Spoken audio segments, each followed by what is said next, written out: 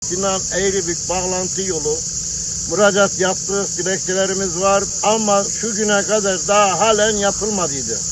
Şimdi Sami Bey'den Allah razı olsun, bu sene bizim burayı Sinan Eğribük bağlantı yolumuzu yaptı, asfalt yaptı. Tozdan bizi kurtardı. Çamurdan kurtulduk. Sami Bey'e de teşekkür ederim. Allah devletimize razı olsun. Tozdan geçemiyorduk. 16 senede ilk bizim köye asfalt geliyor.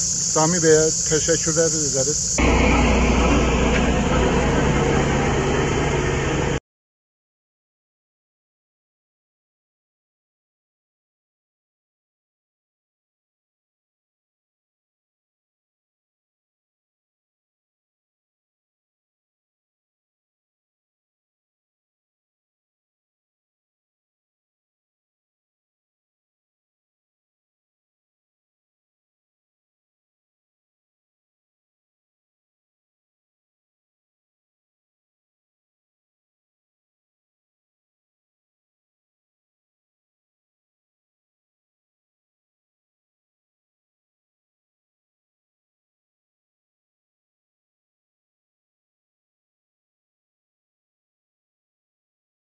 Mahallemizden satı kaplama 5,5 kilometre yol yaptılar.